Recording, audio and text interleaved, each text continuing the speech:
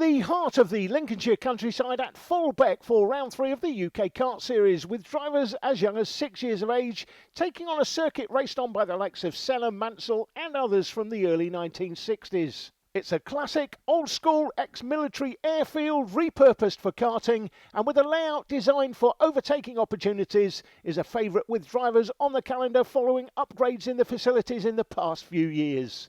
Today we're bringing you the highlights of 7 races coming your way, with drivers as young as 6 years of age in the Bambino class kicking things off. Jake Sanson is doing comms from his studio in Thailand, watching the same images you're seeing live, where the weather may be cooler than Fulbeck today, Jake. It's truly glorious here. It's certainly comparable, that's for sure. Cole Parrish and Jensen O'Connor on the front row of the Bambino Coma grid. Matthew Pearson and Buddy Dorr on the second from Ray 30 and Jasper Reed. Then Max West, Arthur Etherington and Eliza Hewland. Then on the mighty Bambino grid, we've got Stanley Thurston and Harry Voss from Oliver Reynolds and Jayansh Ryaru. It's off to starters orders. We are launching away here at Fulbeck for the first final of the day. And it's the Bambino Comas straight up to the start. Cole Parrish trying to hold the lead as they run through the chicane for the first time. Running a little bit deep through the first of the apexes. But Cole Parrish, who runs with the Red Bull graphics, has nothing to do with the fact that he's in a Grand Prix Academy, because he isn't yet. He's running it because he is a massive Red Bull fan. Down the start straight go the mighty karts. And off onto the back straight come the racers in Bambino Coma. Cole Parrish leading away from Jensen O'Connor and Matthew Pearson, trying to stretch out a decent advantage, and these 3 racers have already got a bit of an advantage on Buddy Dorr. They work their way through to the hairpin, up to that tight right-hander, a natural overtaking opportunity this if you can get the square left-hander right. Then they come into the boot once again, another prime overtaking spot, lots of moves likely to come over the course of the weekend. The drivers really starting to hammer home the advantage. Cole Parrish taking a rather tight trajectory through the toe of the boot there. That's to be a little bit defensive and cover off any particular moves from Jensen O'Connor as they start to battle for the victory. Now Matthew Pearson has the fastest lap on the way down to the S's. This is to break the speed down just a little bit on the way to the hairpin, because otherwise they really will be hitting ferociously quick speeds, even in the Bambino Coma class. A dogleg chicane on each of the main straights parallel to each other to slow the speeds down a bit. So Cole Parrish, Jensen O'Connor and Matthew Pearson, look at them, they have absolutely stretched away from the rest of the pack. Buddy Dorr still P4 from Ray 30, Jasper Reed, Arthur Etherington and Max West. And then we've got the leaders in Mighty Bambino still squabbling with each other, Harry Voss and Stanley Thurston. They've been sharing the heat victories amongst them going into this final. Oliver Reynolds still ahead of Jayansh Ryaru as they run in the battle for 3rd position. Cole Parrish trying to psych out Jensen O'Connor and Matthew Pearson into the braking zone for the turns, just keeping a little bit more towards the center of the racetrack. And there's a very sensible reason for doing that. If you place your kart in the middle of the road, it's very hard for the kart behind to look for a move either to go left or to go right. But certainly Jensen O'Connor very close in behind Cole Parrish. Not making his bid for the overtaking move yet, but you do get the sense that he's going to be very much aggressive in the chance to do so. Cole Parrish again having to park his kart in the middle of the road. So at Bambino Coma level, there are no drivers in the F1 academies working their way forward, but Cole Parrish running those Red Bull style graphics. He's clearly a Max Verstappen fan. That's one of the positives of the UK Kart Series. The privateer style running operation outside the big teams means that you can be a little bit more passionate and partisan about where your true racing colours lie. So once again, Jensen O'Connor swarming around Cole Parrish. There's a tiny bit of daylight creeping in between himself and Matthew Pearson, who's trying to stay with the duo, but he's starting to lose a little bit of ground to them. He's got to try and stay hungry and stay on the back of these two. Jensen O'Connor doesn't really need to challenge Cole Parrish at this stage of the race. Just stick with him, just follow his line and do the same things he does. He doesn't really need to race him at the moment. You only really need to go for it in the last couple of laps of the final. He can just take his time, and by sitting behind Cole Parrish and not really making any overtakes, just following in the wheel tracks, you look after the tyres, you look after the engine, you leave a little bit more in reserve. And as you can see, this is really smart from Jensen O'Connor as Matthew Pearson becomes smaller in the distance. And meanwhile, we've got some great battles going on further back in the pack. Stanley Thurston has got ahead of Harry Voss in the Might E class, and now he's trying to take a victory in the final. That's a critical one because Harry Voss, of course, is the championship leader. speaking of championship leaders, in the Bambino class, of course, Alfie Ward is the championship leader, but he's not here this weekend. So this is a great chance for Cole Parrish and Jenson O'Connor to pick up some big points in the title fight. Obviously, Alfie Ward had another commitment that he needed to fulfill. Don't forget that at this level, this isn't your career, this is a hobby. And this can obviously become a career, but then that's another big level of commitment into the chicane once again. And Cole Parrish, very tidy on the entry to the chicane, gives Jenson O'Connor no opportunity to get through to the inside line. And now Cole Parrish is starting to open up the taps. Jenson O'Connor wants to sit on the back bumper of Cole Parrish for the entirety of this race. But if Parrish keeps finding these decent lap times, there's going to be enough of a distance between them that he doesn't have to break a sweat. Into the second dog leg of the lap. And now working up to the traffic. And in front of them, that is Eliza Hewland. She's going to be lapped for this first part. Meanwhile, here's the mighty Bambino pair. Stanley Thurston versus Harry Voss. And they're having a great duel for position. Two classes in one, of course. And the mighty Bambinos with their electric power. Very exciting future for the sport as Cole Parrish and Jenson O'Connor dart up to the inside on the back marker, and no worries at all. They don't even lose any time to each other, although this could be a chance for Jenson O'Connor as he comes off the turn. Right in behind Cole Parrish, but again, there's too many laps remaining in this race for him to be too aggressive. He's just got to time these moves correctly. Not very easy to make that call. And again, Cole Parrish, look, he darts to the inside line just in case Jenson O'Connor wants to slam dunk on the inside line and make the move. It's a very obvious corner to make an overtake, so if Cole is able to defend valiantly enough, then there's not going to be too many problems in holding his nerve. Out through the chicane, quite aggressive on the curb, but he's able to hold the kart at a fairly decent trajectory through the apex. Down to the hairpin, guide the kart through. Jenson O'Connor able to run a little bit quicker through that part of the apex than Cole Parrish. To the next section of the course, that boot section that finishes off the lap past the paddock. And the two leaders are approaching another tail ender. I think that's going to be Max West that they approach in the 32 karts. But again, Jenson O'Connor not close enough to make the overtaking move. Too big a risk, too big a gamble. Just follow in his wheel tracks and wait for moments like this to appear as they go through the traffic. And I'm afraid that's caught out Jenson O'Connor. His timing wasn't as clean as Cole Parrish is, so that's opened the gap a little bit. 4 kart lengths or so, maybe 5 kart lengths. And up to the braking zone, Jenson O'Connor's going to have to be a little bit more aggressive on the brakes than Cole Parrish is if he wants to get back on terms with him. Up to the left-hander.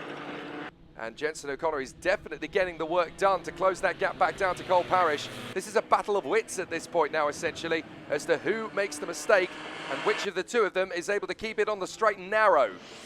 A little further into the race, and we can see that Cole Parrish is still keeping his nerve here in front of Jenson O'Connor.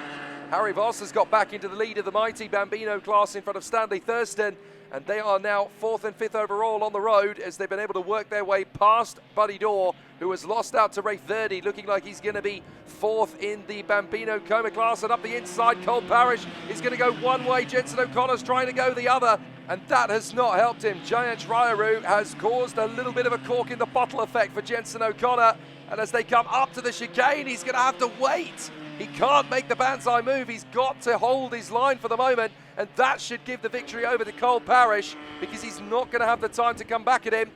Giant Ryaru has really caused Jenson O'Connor a bit of an issue here, but there's no blue flags at this level because they're still learning their craft of racing, of course. So there is Jenson O'Connor having got back in front of Ryaru.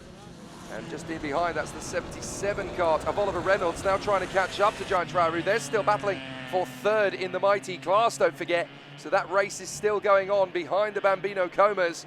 And across the line, Cole Parrish still clear of Jenson O'Connor, but they're on the last lap. Jasper Reed isn't going to cause too many issues for Jenson O'Connor, who goes round the outside of him at the apex for the first dog leg. But look at the gap between himself and the Red Bull graphics of Cole Parrish. Meanwhile, on the inside, that's Oliver Reynolds trying to get ahead of Giant Ryaru for 3rd position and the final spot on the rostrum in the mighty class. Doing his best to try and find a line on the inside, but it's not going to be easy to sustain an overtake there. So he's had to back out of it and go for another move. Harry Voss, meanwhile, has managed to get ahead of Stanley Thurston. So that should be the secured victory in the Might E-Class. But Cole Parrish has got a bit of distance between himself and Jenson O'Connor. Not as much as he would have liked, though, as through the battle for third position in the class comes through. And I think Jasper Reed could become the effect that causes the finish. Giant Schreier should hold on in front of Oliver Reynolds, but out in front, the checkered flag in the Bambino Coma category goes the way of Cole Parrish. He cleans up Heat 1, Heat 2, Heat 3, and now the final victory this weekend at Fulbeck has been Cole Parrish. One-way traffic all the way, as Giant Schreier does secure third place in the Mighty category in front of Oliver Reynolds, and that is Jasper Reed just managing to cross the line with a little bit of outside assistance. A fair play to the drivers who have made a very exciting race of it. Cole Parrish in front of Jenson O'Connor by just a second. Matthew Pearson safe in third in front of Buddy Dorr, Rafe Verdi and Arthur Etherington. Max West in seventh place in front of Eliza Hewlett and Jasper Reed. In the Mighty class, Harry Ross managing to take another victory, the championship leader ahead of Stanley Thurston, with Giant Schreier securing third in front of Oliver Reynolds. In the championship fight, Bambino Coma now sees Buddy Dorr take the lead of the championship by just 8 points in front of Alfie Ward, as Harry Voss extends his advantage in the Mighty category.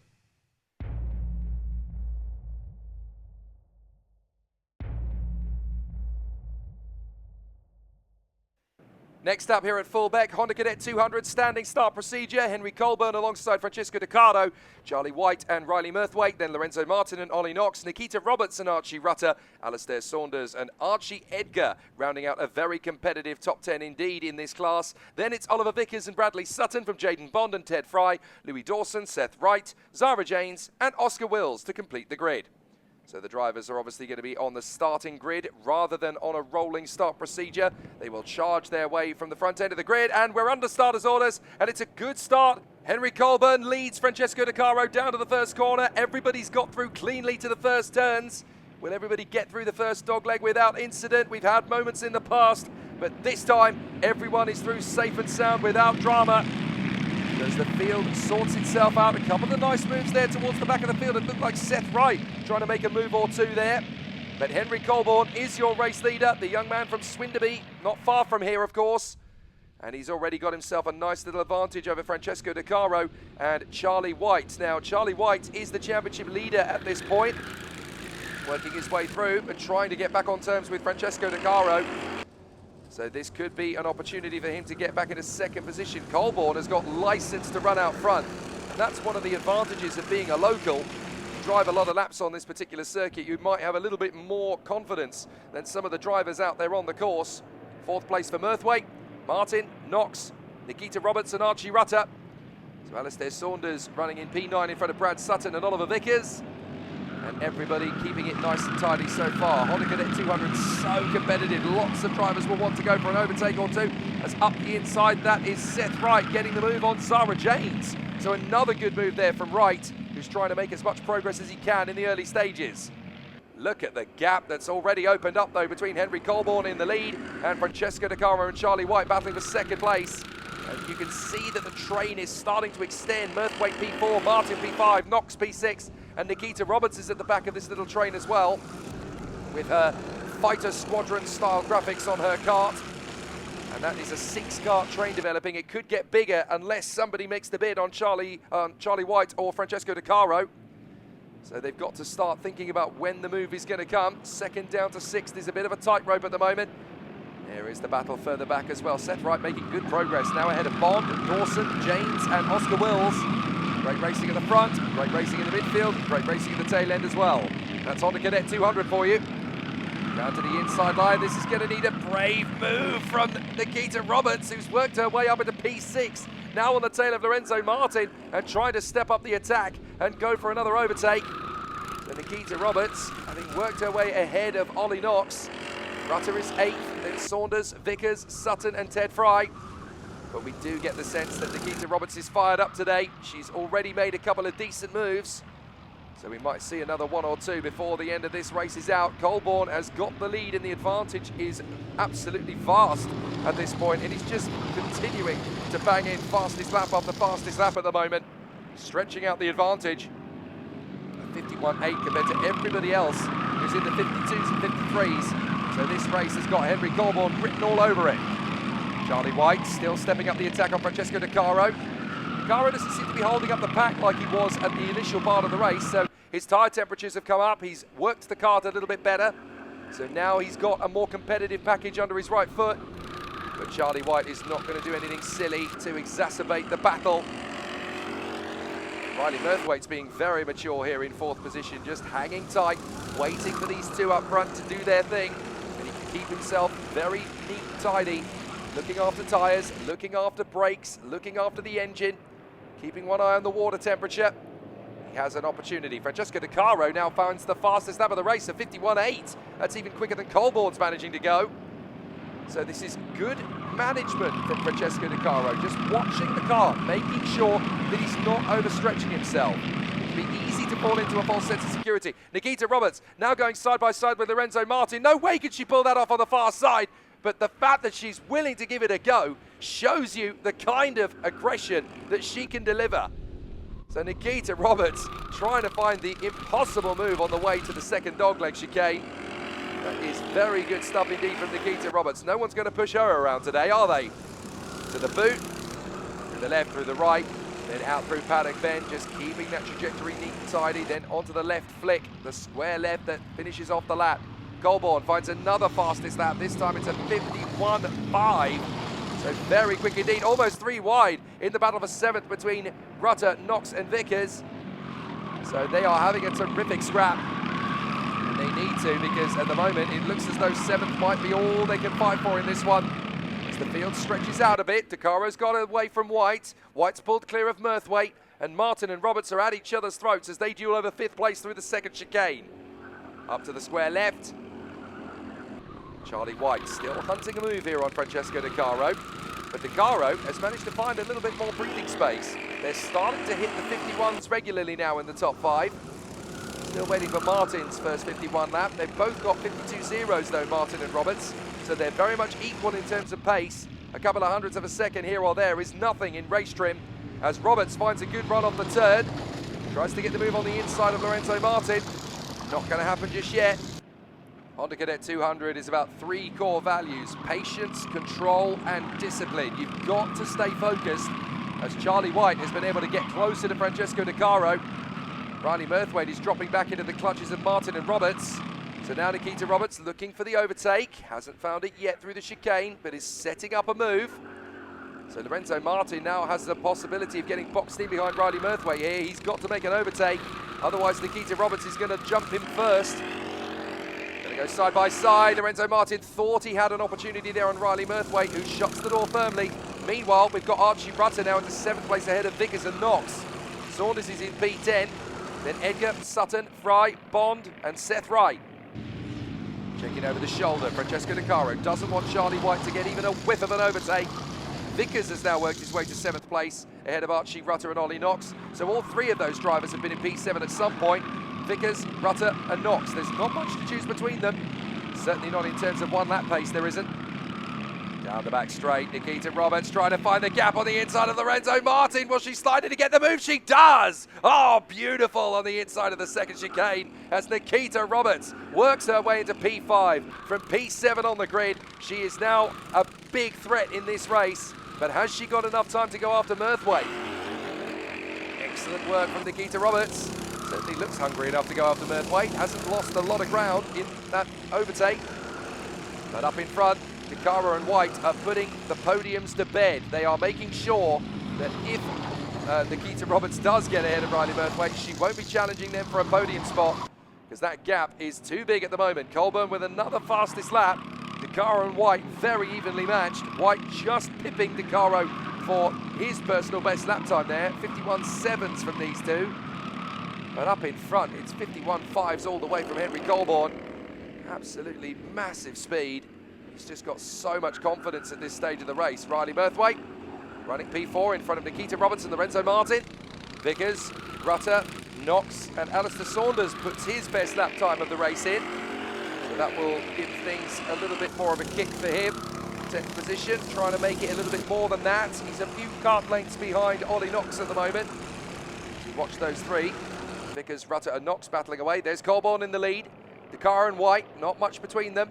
Opportunity looks like it's knocking for Nikita Roberts. She really is swarming around behind Riley Murthwaite. They come out of the chicane and she's got an exit. There might be a chance up in the hairpin to make the move into fourth position. Can she finish off the overtake? We're going to look at Takara and White down the back straight, but who's in front? Is it Roberts or is it Murthwaite? I think it's Nikita Roberts. I think she got there into the chicane. And we look as they work their way through. Is that Nikita Roberts now P4 as they go down to the square left? It is. So Roberts finished the move in the hairpin. And now Riley Murthwaite is at the mercy of Lorenzo Martin. So Nikita Roberts into P4. Great work from her. The fighter squadron graphics have definitely given her a fighter pilot's mentality. She pushes and gets into that P4.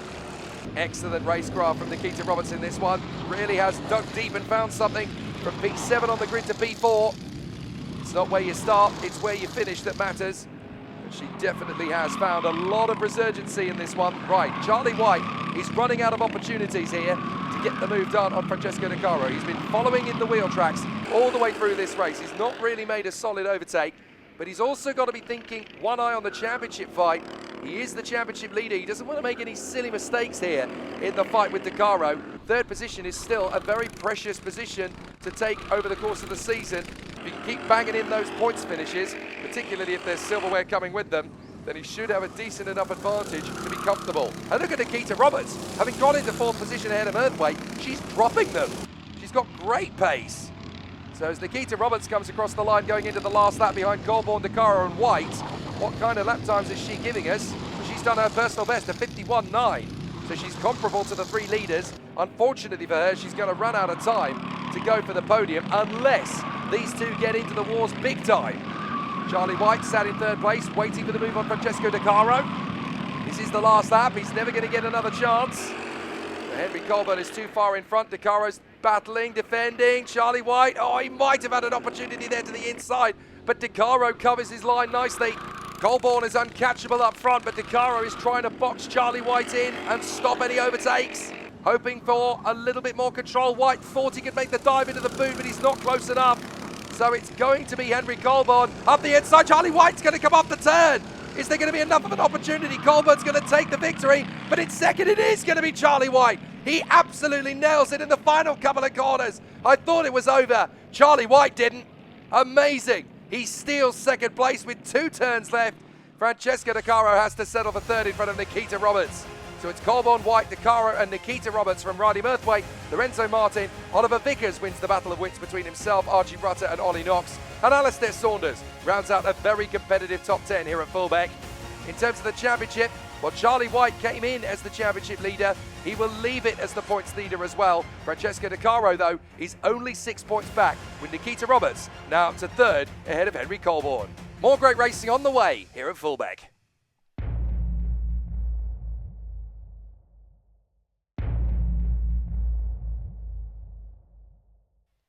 It's Junior Pro Kart time here at Fulbeck. Can Rhys Cranston pull off a clean sweep? He won every heat ahead of Ian Bagger. Then Dan Kaczynski and Liam Edmonds, Josh Sullivan and Finley Worthy. The top 10 is rounded out by Rowan Marshall, Teddy Hall, Finley Iron and Charlie Brooks. Behind them, there's still going to be some progress made by Isaac Hobbs, Sebastian Thompson, Olivia Hall and Kian Richard. We are under starters' orders here at Fulbeck, and it's a perfect start from pole position for Rhys Cranston. He has literally won everything this weekend in the category. A couple of drivers running a little bit wide. Is that game over? I think we have a little bit of a slip up at the back there. 2 drivers getting caught up at the tail end of the field as the Pro Karts work their way onto the back straight for the junior drivers. But Rhys Cranston, who is the 12-year-old who has cleaned up this weekend, continues in his charge up in front. Ian Bagger, the young man from Reading, started P2. Very consistent all weekend long, but it's the Brummy, Dan Kaczynski, who's going to be his next big offensive in this one. Not after the start he's had. That's actually the green machine in third position. That's Liam Edmonds, who finds himself in third position in front of, is that Sullivan? It is indeed. So Josh Sullivan has got himself into fourth position. So Kaczynski is actually down to P5. This is not the start to the race he would have wanted, but he does get to have a bit of a watching brief. As Sullivan, what a move down to the chicane. He completely hoodwinks Liam Edmonds and finds his way into third position in the braking zone of the chicane. Goodness me, he psyched him out there under brakes. So that is Josh Sullivan up into third position. A great recovery from the championship leader. Not the best of situations for him coming into this one. He's basically had to play catch-up all weekend. But Joshua Sullivan now back into third position with a dicey manoeuvre into the first chicane on only the second lap of this race, and he leaves Edmonds and Kadaszynski to race each other. Sullivan's got bigger fish to fry. He wants to go after Ian Bagger for second position. There's Worthy, Hall, Marshall and Hobbs having a great duel. Sebastian Thompson has worked his way into the top 10 as well. So good overtakes from him. But it's Cranston leading the way from Bagger, Sullivan, Edmonds and Kadaszynski. That's Teddy Hall now having got himself into P6 in front of Findlay Worthy. So the number 6 is not P6 anymore, but he can certainly find his way back there. Sebastian Thompson, though, has worked his way to 8th place as we've got a yellow flag in the chicane. Yellow flag in the chicane, so somebody's gone off, I'm afraid. Now that could cause a bit of an issue. It's not actually a kart stranded in the chicane. Somebody's clipped the barriers and carried on. So the marshals are having to reset the circuit. That shouldn't cause a Battenberg flag. We should be okay to carry on under race conditions because they've got time to reset the barriers. So Cranston's still your leader, then Bagger, then Sullivan, Edmonds and Kadaszynski. Teddy Hall is away and clear now in P6 as we watch him. There he goes, that's the number 6 going through, that's Findlay Worthy. So we're keeping an eye on Thompson, Marshall, Hobbs and Brooks. Sullivan's ahead of Bagger. Sullivan went almost a second quicker than Ian Bagger on the last lap. So look, there is Sullivan, now in front of Ian Bagger. Didn't see where he made the move, but he's up at a second place. Great charge back from Sullivan. So Joshua Sullivan has now got one man between himself and the race victory, and that is Rhys Cranston, who has literally taken every single race victory over the course of this weekend so far. So Rhys Cranston trying to complete the perfect weekend, but it's not easy around this place. Fulbeck can be unforgiving. Battle still going strong as Rowan Marshall now puts himself into the battle with Sebastian Thompson and Charlie Brooks. They're trying to close up on Findlay Worthy. Only 13 of the 14 starters in this race. Olivia Hall had to pull out, unfortunately. Hopefully we'll get to see her back in action later in the season, though, as Liam Edmonds is still trying to close in on these two. Sullivan and Bagger. Look, he's managed to drop Kadaszynski. But Kadaszynski, just for whatever reason, doesn't quite have the pace that he had earlier in the day in the final. Each individual heat and final can be very different from each other. All the different circumstances add up. You've got the changing temperatures over the course of the day. The higher the sun gets, the hotter the track temperature gets. That can mix with your tyre temperature strategy. As Sullivan power slides his way through the hairpin, trying to get clear of Ian Bagger. Goodness me, Sullivan really is loving life in B2, having worked his way there into second place. Oh, Bagger's had a mistake. Something's gone wrong for Bagger. I wonder if he's got a mechanical issue with the kart, because he's suddenly lost a massive amount of momentum, and that's going to be Liam Edmonds surely sweeping past him to move up into position. So that could put Edmonds into third place. Something went wrong there for Ian Bagger. He taps his helmet now in front of Edmonds. Come on, let's work together. Let's go back after Josh Sullivan. But that hiccup from Bagger is not really going to give Edmonds any confidence in the man in front as a man he can work with to go after the leading two. So he may well turn rogue on him. Up to the left-hander.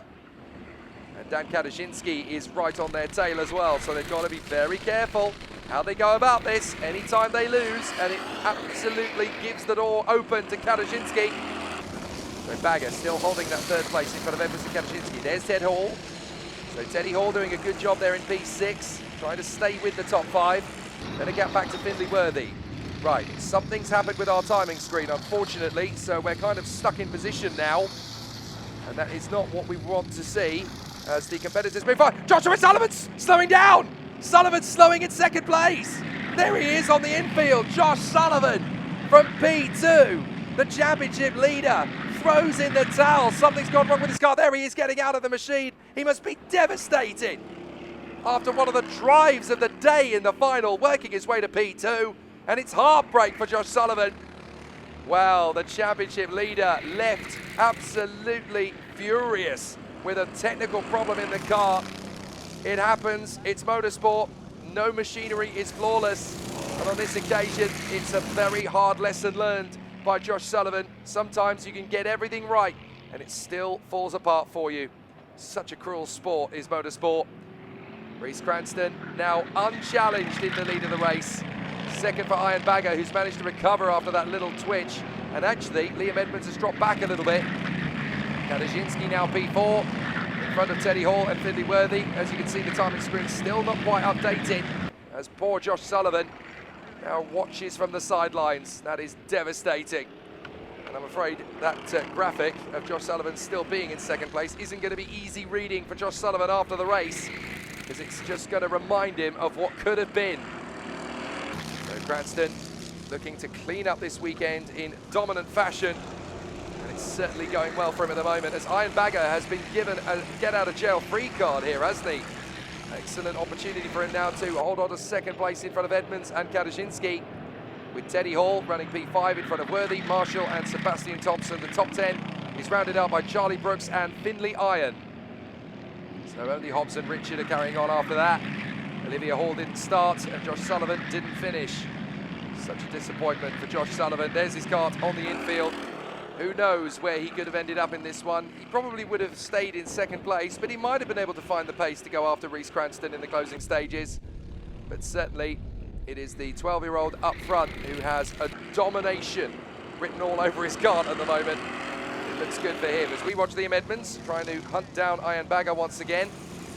But Bagger seems to have looked after the tyres well enough, but he's got a good kart underneath him. We're going to come through to the final stages of this race, and for Reece Cranston, it's a perfect victory that's lined up for him. There's Kadashinsky in front of Teddy Hall, Findlay Worthy, Rowan Marshall, then Sebastian Thompson. No, that's Thompson in front of Marshall. So Thompson's got ahead of Marshall now, and Marshall is left in the clutches of Charlie Brooks. There is Reece Cranston. That's how far ahead he is of the rest of the pack. They're in the chicane while he's going through the square left onto the loop. So very impressive work from Reece Cranston, who's consistently been going a quarter of a second quicker than the drivers around him. Iron Bagger looks pretty settled now in second place ahead of Liam Edmonds. Kadashinsky still P4. Look back and there's Teddy Hall, who's actually getting a little closer to Kadashinsky now. So Teddy Hall with one last chance, but Reece Cranston goes into the final lap, sliding his way into the chicane. He's just pushing because he loves it. So Cranston, Bagger, Edmonds, Kadashinsky and Teddy Hall. That's the top 5. Sadly, Josh Sullivan, although he's on your screen, is not in the race anymore, as the timing screen has thrown a wobbler in the hot temperatures here at Fulbeck. Quite hot for a May Sunday. But there is the 43. The 12-year-old superstar, Reece Cranston, has completely cleaned up at Fulbeck. He's made this weekend his own.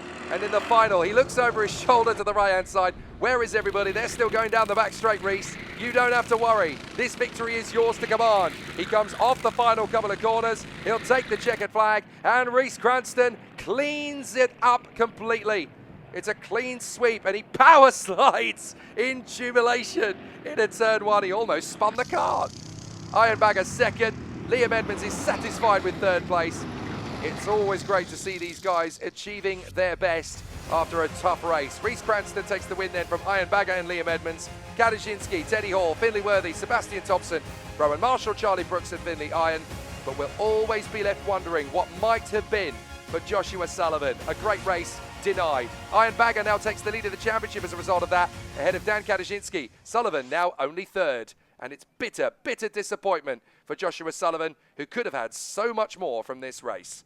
All being well, he'll be back for more in round 4, but it's time for the Honda R200s now and a very competitive top 4. Peter Webster, Ashton Horspool, Aaron Berridge and Dexter Petty. Not much to choose between them. Matthew Plant, Harry Pennington, Lewis Dean, Oliver James Smith, Hallie Findlater and Aidan Ingram in the top 10 in front of Carter Lundy, Thomas Stevens, the charging Rebecca Restel and Rocco Geraghty. Off we go to the first turn. It's going to be the hairpin rather than the chicane as they charge forward, but what a start from Ashton Horspool. He's leapt in front of Peter Webster as they work their way through the first hairpin. Sadly, our timing screens are offline, but we can still follow the action as Thomas Stevens runs wide of the hairpin, manages to get back on the course, but that's dropped him to the tail end, as up the inside, battling for the victory. Aaron Berridge has now got himself into the lead. Excellent work from Aaron Berridge from the second row of the grid. Horspool left briefly, but now he's down to third position. So big problems for Horspool on the first lap as he drops down the order. Peter Webster and Dexter Petty are going to be very aggressive competitors in this race, that is for sure, and they're going to be working their way further forward. So it's Berridge who leads the way. Webster is in second, then Horspool, and Matthew Plant has got up into fourth position. Dexter Petty has been crowded out on the first lap and is down to P5 in front of Pennington, Dean, then Oliver James Smith and Rebecca Restall. She started dead last after problems earlier on, so for her to already be in ninth position, that shows you how motivated she is in this one. She's already worked her way further forward. As the drivers work their way forward. Right, Horspool has managed to get in front of Peter Webster then in the chicane. So that's P2 now for Ashton Horspool. It's going to be fascinating how this race plays out. And that little battle has actually tightened up the order. We've got Berridge, Horspool, Webster, Plant, Petty, top five. Very much clear of the rest of the field, but only by a couple of kart lengths, because that man, Harry Pennington, is still there, hungry in P6, in front of Dean, Smith and Restall. So they come through at the end of the lap, and Berridge has just banged in a 48.002. Your timing screen isn't working, fortunately mine is. Up to the inside line, here's Ashton Horspool. He's going to go for the move on the inside of Berridge, and he's there, but Berridge will get back on the inside line. They'll run side by side down the back straight. Horspool takes back the lead, but there's a long way still to go here at Fulbeck.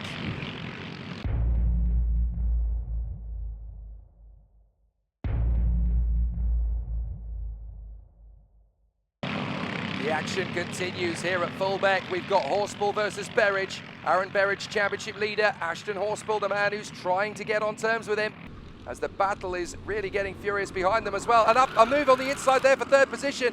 That's Dexter Petty. He has come back furiously to get himself a charge here for third position. He'll get the inside line for the boot, and he commits to the move on Peter Webster.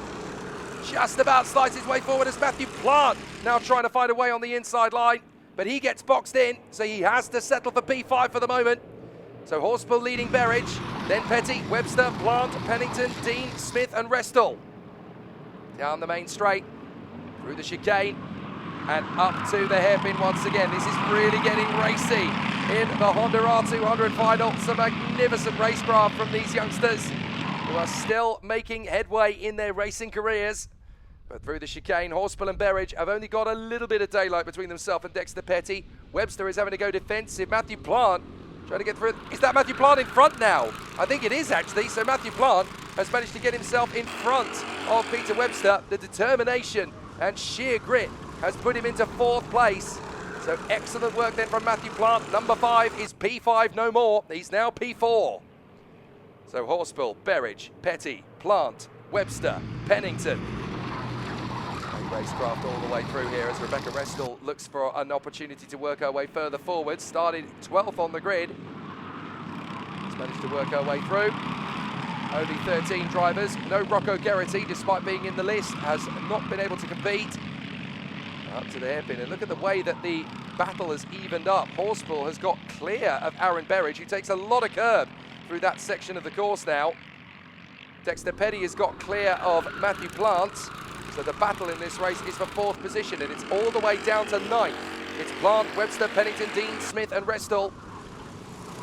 There's some good overtaking moves likely to come as the battle continues to work its way forward. Doesn't matter where you are now, it's where you are when you cross the finish line at the end of the race that's going to count. So still drivers looking for an overtaking. Moving up the inside, that looks like Oliver James Smith making his bid on Lewis Dean to move up another position, and has done so. So excellent work there from the 93. Oliver James Smith into the first chicane. Not an easy overtaking move to finish off there as Ashton Horspool bangs in the new fastest lap of the race. And it's very competitive indeed from him. So still the order looking good. Ashton Horspool, the timing screen has come back, which is great news. And it's a 49.9 for Ashton Horspool at this moment in time. Looking very competitive. As the field continues moving further forward. Down to the inside line. Drivers are starting to find their feet for these overtakes. Matthew Plant is still at the head of the train though, in the duel for fourth position. So now we've got the drivers working their way further forward. Ashton Horspool having a very decent race of it up front, ahead of Aaron Berridge. They've just completed the 7th lap. Matthew Plant looks over his shoulder, hoping that Peter Webster is not going to get another chance on him. Harry Pennington still staying consistent in P6, and now he's got pressure from Smith, ahead of Lewis Dean and Rebecca Restall. Look how tight it's got for second as Dexter Petty has caught up to Aaron Berridge. We saw how good he was earlier on at the hairpin. He's lining up a move for P2. He'll dive to the inside, and he's there. Dexter Petty gets in front of Aaron Berridge. for P2, but can he finish it off? He's going to go side by side, and Berridge will try and take it back again, and he does so. So Berridge settles it out from Dexter Petty. They've lost ground, and as a result, Petty now has to look over his shoulder and make sure that Matthew Plant isn't going to make the overtake. He's far enough in front that he doesn't have to worry about it. A 49.7 from Ashton Horspool, having a very solid race of it in first position up front, and now he's 2.5 seconds clear thanks to the duel between Berridge and Petty. Meanwhile, that's the number 12 going wheel to wheel, losing a position there. Is that Oliver James Smith moving up into 6th position now? I think it might be. So the duel continues. Lewis Dean and Rebecca Restall are still chasing them down, but now it's become what is essentially an 8-kart scrap because Berridge and Petty have lost ground to Plant.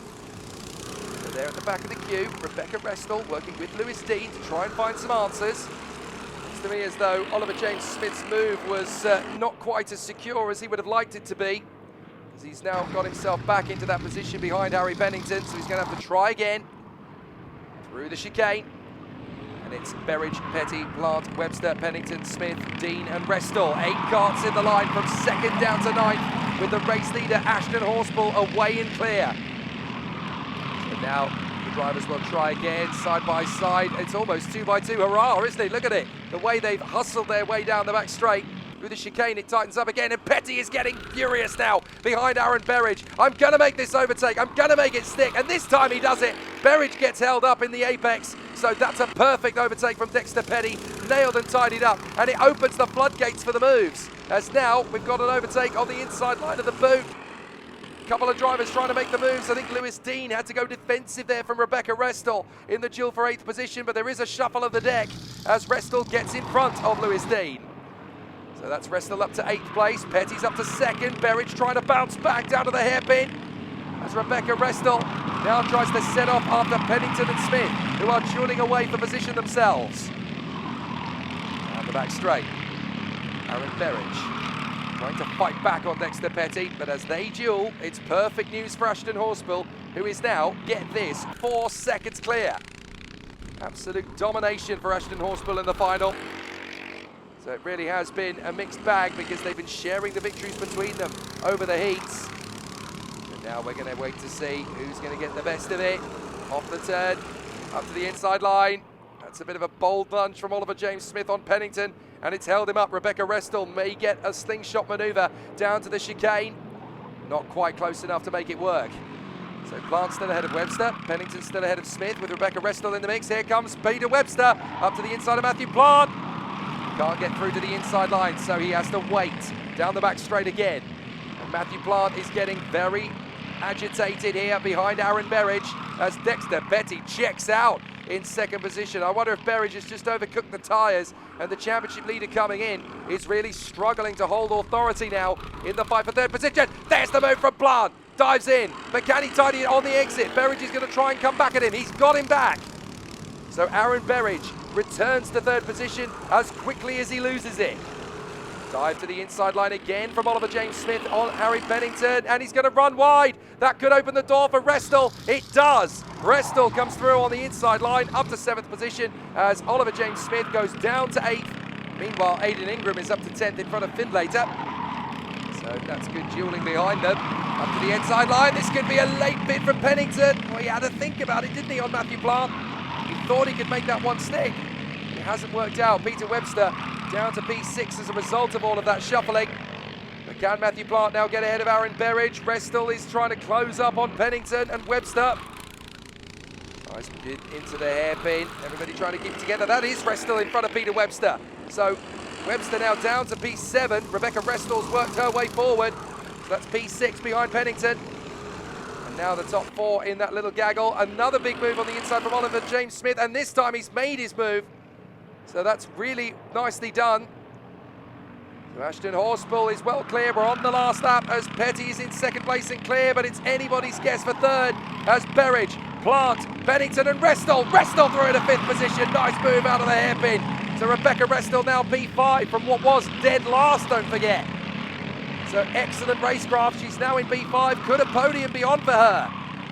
Working her way off the turn. Aaron Berridge is really causing a headache for Plant and Restall.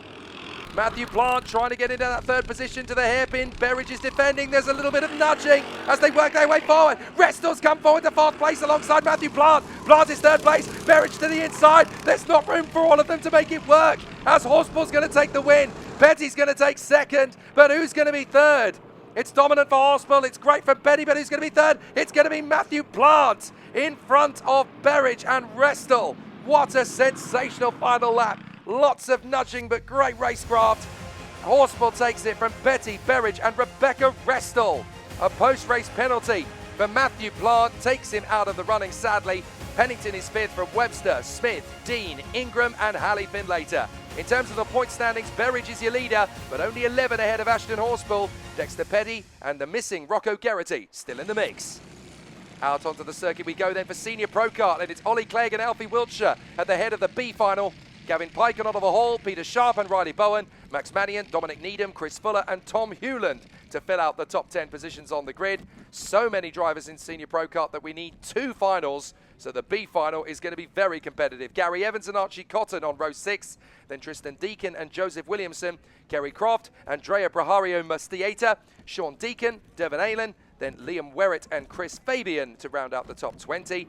And it is going to be a fascinating charge from the standing start. We're underway here at Fulbeck, and Ollie Clegg wants a decent start, but Wiltshire has beaten him off the line, so it's Alfie Wiltshire who leads down to turn 1. He's going to get the wider line and trajectory through the turn, but I think he's going to make it clear as they bounce their way through the first corner, and Oliver Hall is off the road.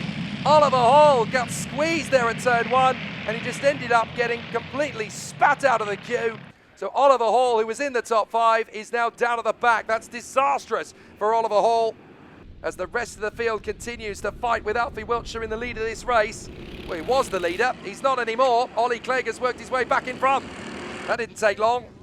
So Ollie Clegg has managed to find the inside line, and down to the inside, that's Peter Sharp going for third position to tidy up the move. The 96 is through and has worked his way forward. So excellent stuff so far then, as Clegg is back in the lead again. Wiltshire in second place. Sharp is third from Mannion. Then Needham, Chris Fuller, Riley Bowen, Joe Williamson and Tom Hewland. Through the chicane we go. Over the shoulder looks Peter Sharp, hoping that Max Mannion isn't going to get a decent move on the inside line, but it looks as though he's threatening one. Onto the back straight. Past the trees. And then up to the second chicane. This is where you've got to be so careful how you hop over those curves. But it will be a fantastic run. Out to the far side of the course once again, and a little bit of nudging there from Mannion on Peter Sharp. He's going to try and dive to the inside. He's got it done, but Sharp wants instant revenge, and they go wheel to wheel again, down to the boot. Mannion's going to find the inside line, and he'll have the place. So the duel goes Max Mannion's way for the moment. No, it doesn't. Sharp's got back to the inside line.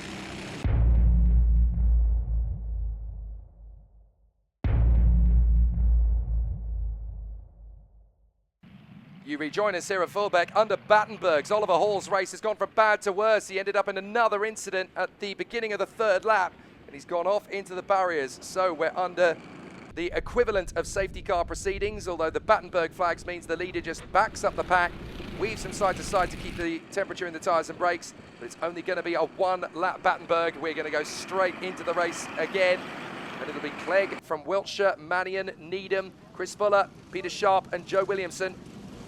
So with Oliver Hall sadly out of contention, and he will never want to relive that race ever again. The race will get back to starters' orders as we come off the turn. We change from Battenberg to green, and Ollie Clegg is going to charge away from Alfie Wiltshire down to the chicane. Wiltshire fancies his chances, but he's not going to finish it off. Mannion is now all over Alfie Wiltshire. He's trying to wrestle his way through at the chicane. Goodness me, that's brave. As Dominic Needham with the red stripes on the black Nassau, trying to get a decent overtaking move and up the inside line. God, that's a little bit of a wrestling match going on from Joseph Williamson as he goes wheel to wheel with Riley Bowen. Bowen shakes his finger at Joseph Williamson. That's not a clean move, mate, but he gets it done anyway. And one driver's opinion is going to be very contrary to the others. So up to the hairpin. Clegg is your leader. Power sliding the car through a little bit there. You've got to be careful. You don't want to exert the tyres too hard too soon in these races, because you really do take so much energy out of the tyres, and there's very little to come back from that. So Ollie Clegg now stretching out the lead over Mannion. So Mannion is now P2. I didn't see where he got the move on Wiltshire, but Mannion is in a second position now ahead of Wiltshire. Needham Fuller, Sharp and Joseph Williamson, then Bowen, Tom Hewland and Gary Evans. Wheel-to-wheel start as Sharp is going to try and shut the door here on the hard-charging Joseph Williamson, who runs wide. Riley Bowen gets his revenge. So Riley Bowen, instant karma, and he manages to get back through on Joseph Williamson, and so too does Tom Hewland. So a little bit of revenge there from Riley Bowen. He won't necessarily have been the instigator of it, but he'll certainly take advantage of it. The top four are clear now. Clegg, Mannion, Wiltshire and Dominic Needham. Chris Fuller is leading the chasing pack, and it is a changing pack as well. If I'm going to make a mistake, at least make it an accurate one.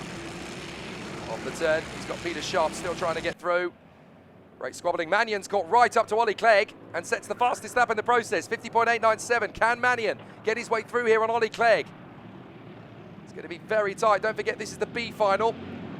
So obviously the drivers here have not managed to be competitive enough to get through to the A final. Such is the popularity of the Pro Kart Championship. On the inside line, still the battle rages here as Riley Bowen is trying to make another move, this time on Chris Fuller, because Peter Sharp has got through. Drivers on the grass in the background, but Peter Sharp has got himself in a 5th position. Now a charge forward from Riley Bowen, trying to get on the inside of Chris Fuller. So Chris Fuller very much under pressure now. A good move from Peter Sharp, put him into P5, but what can be done now from Riley Bowen? Can he get through to the inside? No, he has to wait, and that's going to open the door again for Tom Hewland. Tom Hewland could get an overtaking move here. They're running around side by side, but Mannion is waiting for his moment on Ollie Clegg. There's no point going for the overtake until you need to. Ollie Clegg knows Mannion is there now, so he puts the kart in the middle of the road, runs wide out of the turn though. So Mannion's now going to go wheel to wheel with him. It's going to be a drag race. Who gets to the braking zone first? Mannion's going to get on the marbles and into the barriers. Oh, Max Mannion hits the barriers and overshoots at the chicane, but he drops back. Now, that's going to be an interesting point of debate there, because Mannion can say, well, look, I hit the barriers, I lost time, I didn't gain an advantage by skipping through the chicane there. So that's an interesting one, but Mannion, in his attempts to get ahead of Ollie Clegg, gets onto the marbles, he tries to slow the kart down, strikes the barriers. We're not under Battenberg's, because it looks as though the marshals have been able to get that barrier reset pretty quickly. They've got a few seconds in order to do that before the field goes round again. So a big moment there for Max Mannion. He manages to survive it though. These Pro Karts are very strong. And as long as it hasn't sorted out the front fairing, then he's okay. But an impact like that, you would think it would have done something to the front fairing. But certainly for the moment at least, Max Mannion appears to be okay in 2nd place. So Peter Sharp in front of Joseph Williamson, who's managed to get himself back into position. So Joseph Williamson got ahead of Fuller, ahead of Bowen. Still good racing to come then from Joseph Williamson, who's working his magic to try and work his way forward. He did win one of the B Group finals earlier, and up the inside of Wiltshire, that's Dominic Needham, wrestling into 3rd position. Big stuff from Dominic Needham. His elbows were properly ajar there, and there's not a lot that Alfie Wiltshire can do. He has to let him go. So Dominic Needham forces the issue to get into 3rd position. Nicely handled by the two men. They just about leave each other enough space so that they don't fly off to the scenery. But Dominic Needham, 3rd place, behind Ollie Clegg and Max Mannion. Wiltshire now down to P4. Sharp, Williamson, Bowen, Fuller, Hewland and Gary Evans. Excellent racecraft from Dominic Needham, and he knows that there's going to be a retaliation for Wiltshire. He parks the kart in the middle of the road. There's no way you're going to get another chance on me now. That's good defensive tactics from Dominic Needham. And Wiltshire is not actually able to be close enough to make the dive. Meanwhile, Joseph Williamson has gone ahead of Peter Sharp. Look at him, all over the back now of Wiltshire. He wants a piece of the action. 4th position could be on as Clegg remains in front of Mannion. This is great recovery racing from Max Mannion to get himself back up the order again. 2nd position, he was a long way back from Clegg after striking the barriers there, but he's managed to hold his position. It looks to me as though there's not going to be too much difficulty in Mannion keeping his position. He lost time, he didn't gain an advantage. And if the front fairing isn't loose, then 2nd place will still be his. Through the chicane, battle still raging as Needham runs in front of Alfie Wiltshire. A couple of drivers skating through the grass there in the background, always above the dash. Oh, Williamson! That's a very weird way to get an overtaking move done on Wiltshire, and Wiltshire is not happy about it. Are you serious? Did you just Tokyo drift into the side of me? That's not a way to make an overtake, thinks Alfie Wiltshire. But through goes Clegg and Mannion over the line. Needham in third position. Mannion sets the new fastest lap, by the way, of 50.476. So I think it's fair to say that there's not that much damage to his kart. Needham is clear in third position. Williamson is through to fourth place. Alfie Wiltshire is chewing on wasps. He's so angry in fifth position. And a run wide from Williamson. Instant karma again as Williamson goes airborne. Goodness me, I've never seen anybody do that on the way out of the hairpin. I've seen them drift wide before, but he actually got some proper air time. Goodness me, he'll be feeling like Tony Hawk. Well, Alfie Wiltshire's happy. I've got the place back that I had taken from me, thank you very much, as Williamson goes to the back of this quartet. Wiltshire is there in front of Bowen.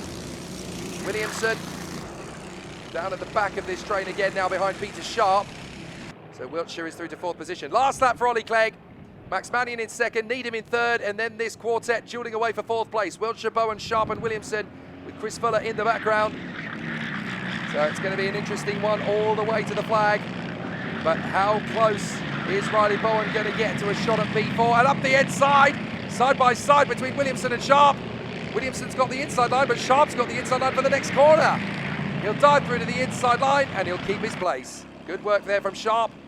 Needham holds third place in the race, and Sharp is having to get proper defensive now to keep Joseph Williamson back to the hairpin. Not close enough for the move for either Bowen or Williamson, but out in front it is going to be Ollie Clegg. He will dominate proceedings as Williamson shakes his fist at Peter Sharp in the defensive move, but it's perfect for Ollie Clegg. He wins from Mannion. Well driven by Mannion under the circumstances. Needham third. Wiltshire will hang on to fourth place. Bowen is fifth. Sharp and Williamson side by side to the line, but it is Sharp that gets there first. Excellent racing all the way through, and a very tight battle in the Pro Kart Group B final. Ollie Clegg takes the win from Max Mannion, who holds on to second place. Dominic Needham is third from Wiltshire, Bowen, Sharp and Williamson. Chris Fuller in P8 in front of Gary Evans and Archie Cotton. A very competitive day in the B group of Senior Pro Kart, but if you thought that was exciting, wait until you see the A group. That is, of course, the front runners in Senior Pro Kart, and their final is now. Pole position for Connor Lucas ahead of Aaron Alexander. Then George Ludwell and John Hogan on the second row, Ike Needham and Zach Dawson, Rossi Costello and Aaron Lord from Mick Lord and James Drabwell. It's been Lucas versus Alexander all the way from the front, so expect it to be likewise in the A final. Behind the top 10, plenty of great contenders, Danny Bean and Conor McCarthy, Carl Ruddock and Ronnie Rowe, Alfie Wilkes and Matthew Hushby, then Reese Bright, Jack Dunbobbin, Isaac Duff and Ben Morby ahead of Steve Nichols. Here we go then, Connor Lucas versus Aaron Alexander, and Alexander's got a slightly better launch, but who's going to get to the first corner first? Alexander in the 7 in the middle of your picture, Connor Lucas to the inside, he's got it! Connor Lucas there to the inside, has found the outside, John Hogan is trying to take them both on! And the Concertina effect has taken 3 carts off the road. That's Morby, Dunbobbin and Nichols. They've all gone together. Let's look at how it happened. Look at the conflagration in the midfield. Mick Lord gets a little bit of a nudge from behind. Then it edges the carts out. There's nowhere for anybody to go. And the 3 men at the back get caught out. So easily done on the first hairpin. The Concertina effect, it pushes the carts together. And all 3 drivers go off the road, but all 3 drivers return to the racetrack. So they were lucky to get away with that. So Alexander versus Connor Lucas. The battle continues, but it's Lucas out in front of Alexander. Hogan trying to go right round the outside. He has to settle for 4th position behind George Ludwell. Then it's Ike Needham in front of Rossi Costello, Danny Bean, Aaron Lord, James Drabwell and Mick Lord. Now, Connor Lucas and Aaron Alexander have been at each other's throats all weekend here in the Senior Pro Kart A group. So this final is probably going to be very close indeed between them. But John Hogan is the championship leader coming into the weekend. So he will want to do something fairly serious in 4th position as they tuck up behind George Ludwell. So Ludwell is there in 3rd position. 5th place Ike Needham, and watch for Rossi Costello as well. His first lap was quicker than anybody else's. But of course, now that we're up to race speed, expect the fast times to come from Alexander and Lucas. Ludwell could get a decent run out of this as well. He's the only one sticking to the leaders at the moment. Alexander bangs in a 50.17 through the chicane at the beginning of the lap, and then coming back out of the turn again. That shorter stretch down to the hairpin. The former airfield here at Fulbeck. Classic race circuit, as we mentioned at the start of the programme. All the greats have raced here in the past. And it really does settle men from boys as Connor Lucas has to hold his nerve here in front of Alexander in the early stages. But these two really will be dueling all the way. Conor Lucas actually defending. This is the early stages of this race, and he clearly knows that Alexander's going to be quick. Alexander down to the boot. Can't make the move. I tell you what, if Conor Lucas is defending this early in the race, anything could happen.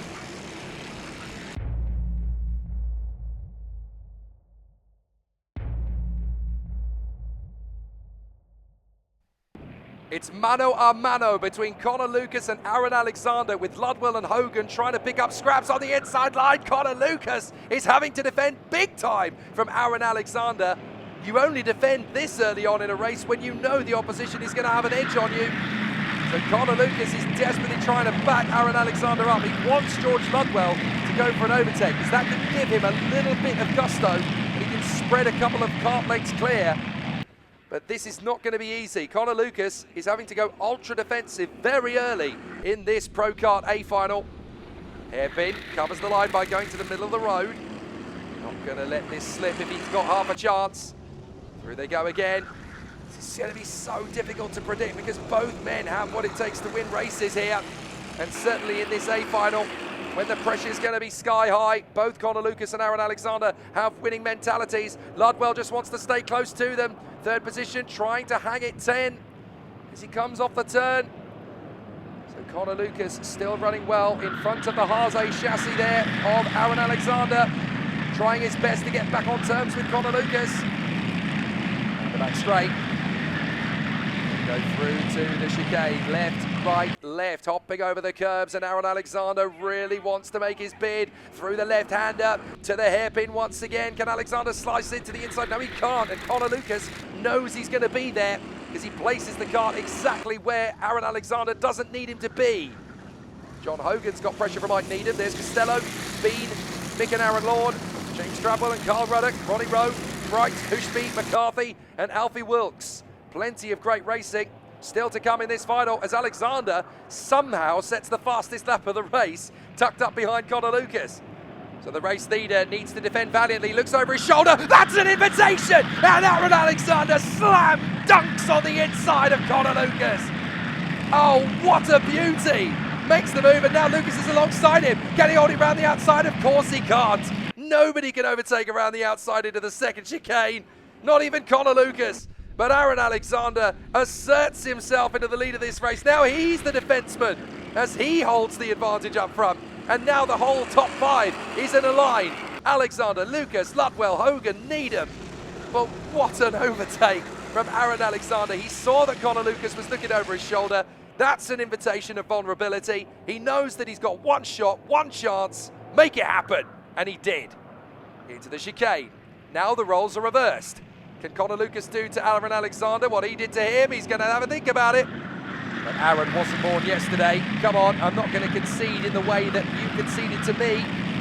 So Aaron Alexander holds the lead from Lucas, Ludwell, Hogan and Ike Needham. The rest of the field are going to have to really hope for a proper squabble between these five drivers, and we might get one. You can't even measure the difference in talent between Aaron Alexander and Conor Lucas. They are as good as each other. Lucas is trying to get the switcheroo off the turn. Aaron Alexander holds his nerve. They slide to the boot. They come off the turn. And it's stalemate. Aaron Alexander stays in front of Conor Lucas. George Ludwell, John Hogan and Ike Needham. Down the main straight once again. Try and pick out where the move is going to come as Aaron Alexander slides into turn one. Holds it through the chicane. He moves across. Don't you dare, Conor. Conor's going to have to go far side. Tries to tuck back in. Get alongside him once again. And that's exactly where Alexander wants to place him, because he knows that Conor Lucas has got to bail out of it, which indeed he does. Through the chicane again. On the back straight. Up to the square left. Now, another big move is going to need to come in from Conor Lucas if he wants this win. But Alexander has pulled the ultimate slam dunk. I'm not sure he's going to get another chance. The way Alexander's starting to stretch away, even a kart length or two is enough to be comfortable in a field as competitive as this one. So you've got to make it work in your favour.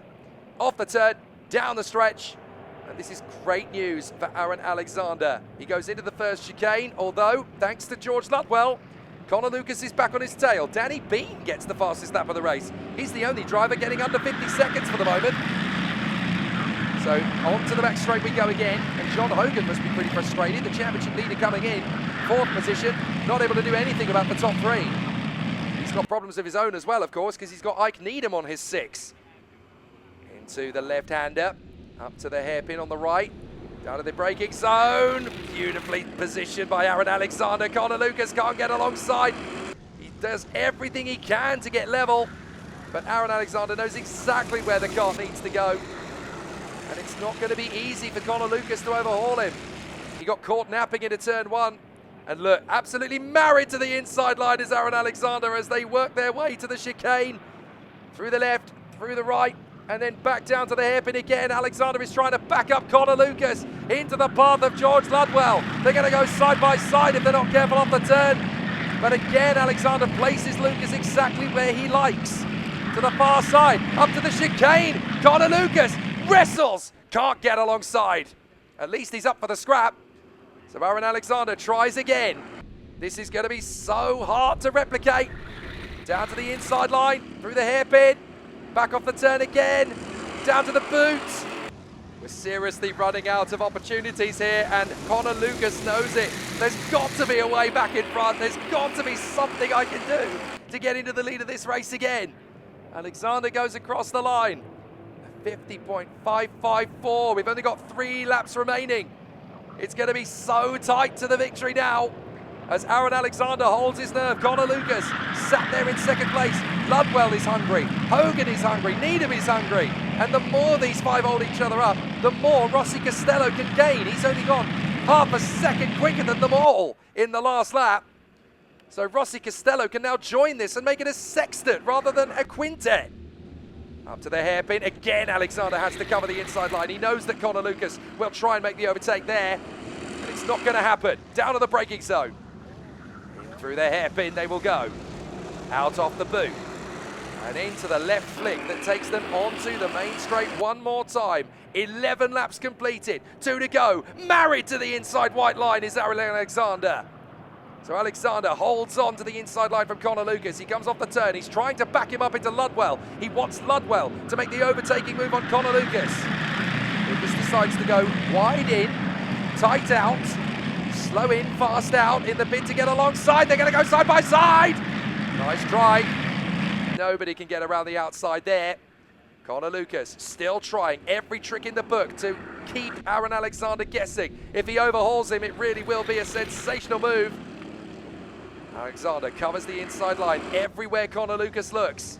Meanwhile, John Hogan is now trying to find his move on George Ludwell. Needham and Costello are not far away. Danny Bean isn't that far away either. So here we go then, one final lap, and it's going to be charging to every single apex as Danny Bean has joined the 6 and now made it a 7-car train. He's also got the fastest lap of the race out of it. And Alexander holds his nerve. Lucas 2nd, Ludwell 3rd, Hogan 4th, Needham 5th, Costello 6th, and Danny Bean in 7th. The podium can still go to anybody. All it takes is one fell swoop. And on the inside, that looked like Danny Bean going wheel to wheel with Rossi Costello. So Connor Lucas tries one final trick on Aaron Alexander, but Alexander's holding his nerve all the way. John Hogan get a little bit of pressure, a bit of a wave of the hand there as Connor Lucas attacked Aaron Alexander. They come off the turn, and I think Aaron Alexander's going to get this done. They come off the final turn. It's been a magnificent duel, but Aaron Alexander will take the checkered flag and take victory in the A final of the Pro Kart Seniors. What a duel, and look at that. They even shake hands on a fair fight, and it was absolutely fantastic. I tell you what though, Rossi Costello wasn't happy, gesticulating to his mechanic. Did you see what they did to me? Well, he wasn't happy, but the victory goes the way of Aaron Alexander. Connor Lucas 2nd from George Ludwell, John Hogan and Ike Needham. It was nail-biting to the end. Costello P6 in front of Mick and Aaron Lord, then James Drabwell P9 and Carl Ruddock in P10. A fabulous weekend at Fulbeck where the top 3 was made up of drivers not in the championship fight. John Hogan is the leader in the points. Ike Needham has overtaken Jonty Bezic by 1, with Aaron and Mick Lord just a few points clear of Jack Dunbobbin. I can't wait for the next round. In a split grid of senior and junior drivers in the BWR classes, we nearly lost 80% of the entire junior field in the second chicane as the race leaders touched but got away with it, whereas in behind Harley Drake tangles with Micah Hunter Nelson on the 5 kart, with Hunter Nelson coming off worse. In the senior class, Alistair Tinker made this mid-race overtake for the lead in a race that would go all the way to a thrilling last lap battle for the win. The slow motion action shows exactly how to overtake in karting, a perfect move by Tinker, but could he hold on to it for the win? Meanwhile, in the junior class, the race leaders battled throughout in a nose-to-tail tussle before Brandon Edwards here on the O-plate had to withdraw following a mechanical issue. His reaction showing his frustration and heartbreak as he's slow to a stop on the grass. An inglorious end to a glorious effort, but he will come again. The senior battle would go all the way to the last lap. Jake Saxon takes up the story. No stone left unturned by John Nuttall, right in behind Tinker. These two have been at each other's throats since the start of the weekend. No way! To the inside of the chicane! How did Alistair Tinker let John Nuttall get away with that? That's daylight robbery!